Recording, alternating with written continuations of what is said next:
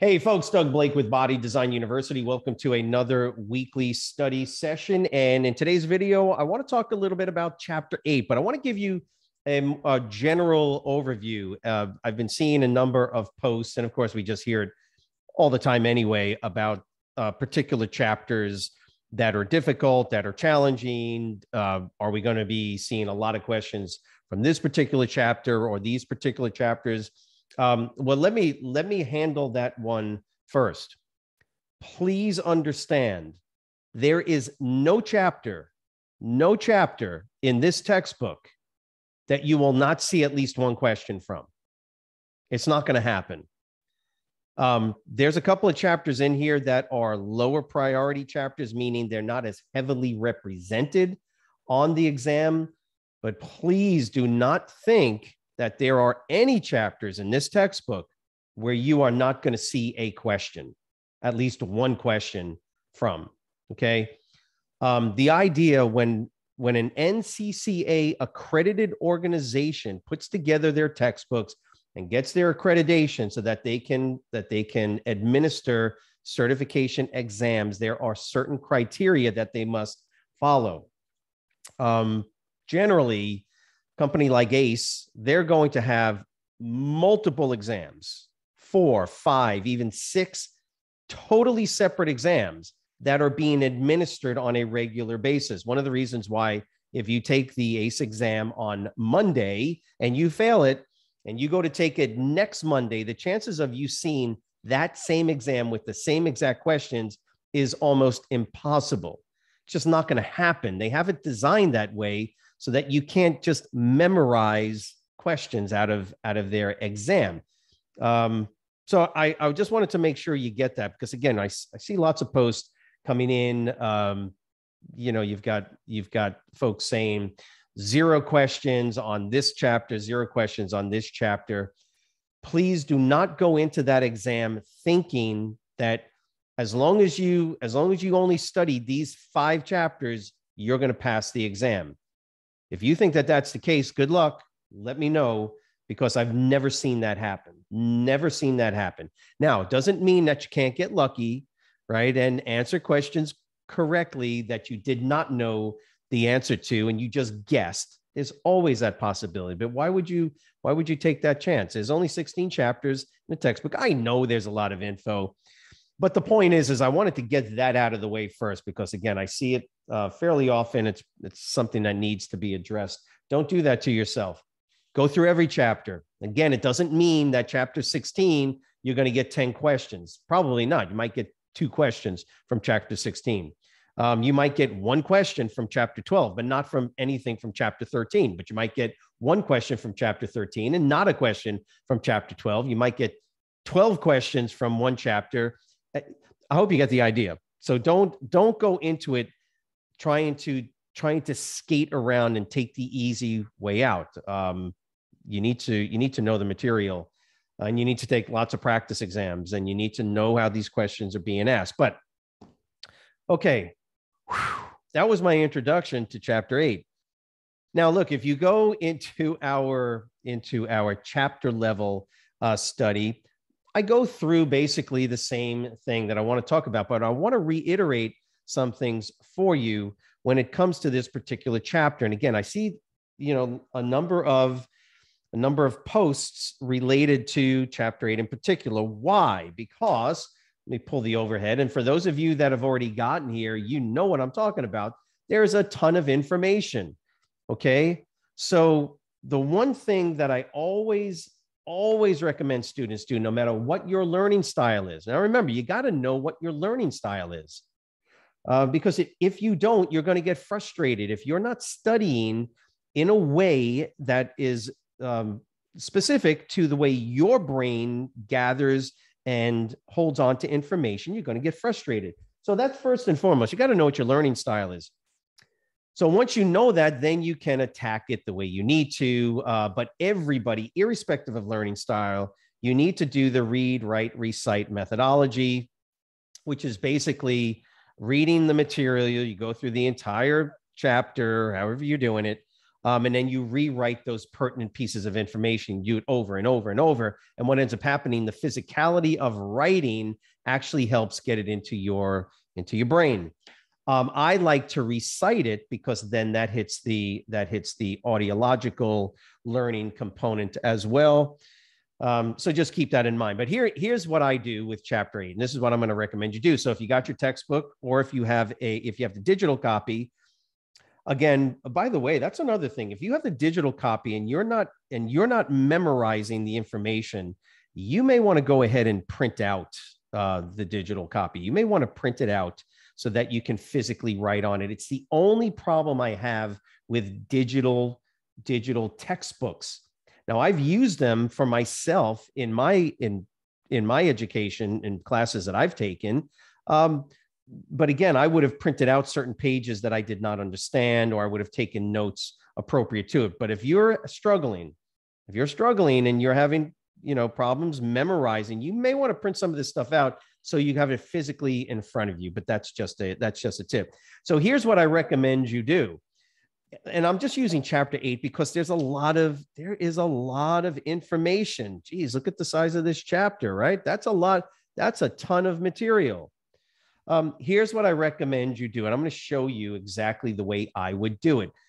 ACE has made it so that it's real easy to get your chapter headings, right? And these are your chapter headings: anatomical systems, physiology of the cardiorespiratory system, 1, 2, 3, 4, 5, 6, 7, 8. After you read your summary, now you're going to take each one of these one at a time and give yourself a couple of sheets of paper for each one.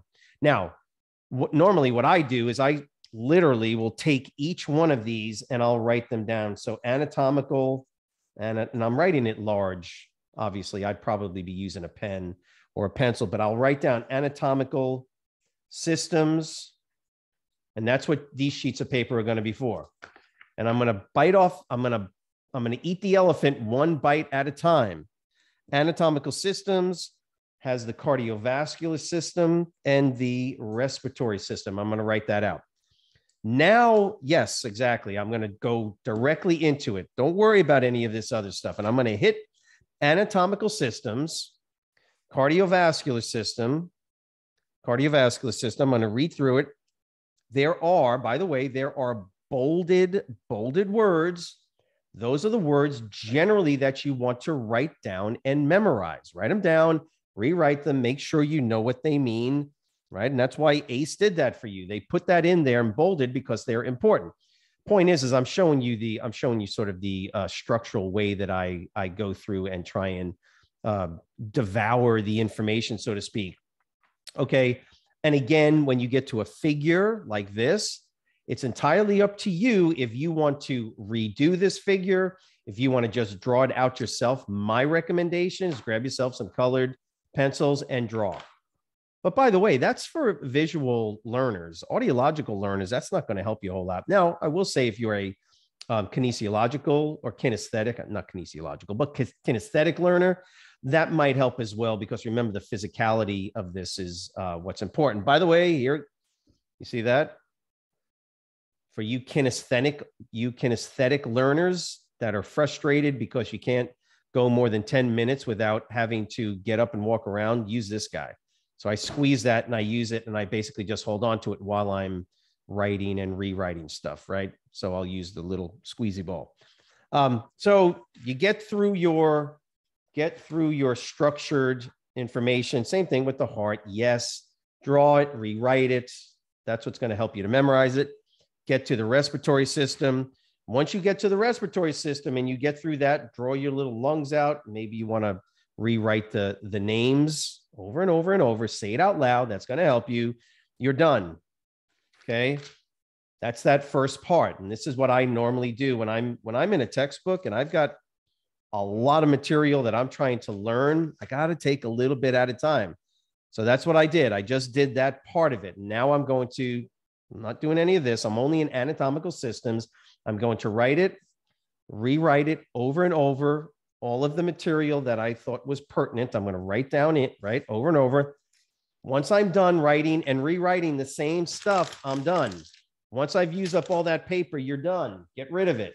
You don't need it anymore because it's the physicality of writing and rewriting the material that was important, okay? And I keep doing that over and over. And now I take my next bite of the elephant. Physiology of the cardiorespiratory system, okay? Don't worry about anything else. Just do that one subheading. And that's over on page 257. And now take that one and do that. And it's the same thing over and over. Look, yeah, none of this stuff is difficult to do, folks. It really isn't. Let me go ahead and get back to my straight camera. It's not difficult. There's no magic. There's no magic to studying and learning this material. But I've seen a number of posts. Again, we see it all the time, of course, with certain chapters, and certain chapters more than others.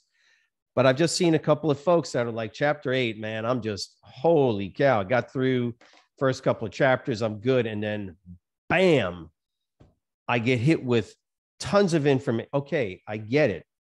Do yourself a big favor. Take a deep breath, go eat an apple, come on back, take it one at a time. Take your subheadings, take that little bit of information and work on that and get it. Boom, and then move on and do the same thing. Now, obviously, I can basically recommend you do that with every chapter.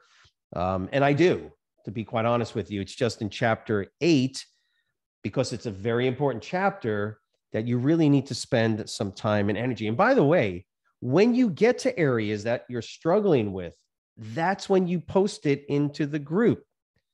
Look, you can literally post it in there and reference and say, hey, Doug, can you help with this?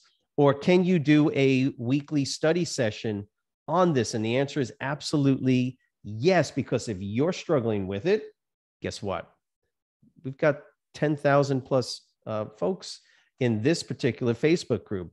Lots of folks on the YouTube channel right now that are watching this that are saying, geez, I'm so glad somebody asked that question about chapter 8. So I'm hoping this was helpful to you. And by the way, if you are watching this from the YouTube channel itself, please make sure that you subscribe to our channel, hit the notification bell so that you know when the new material is coming out.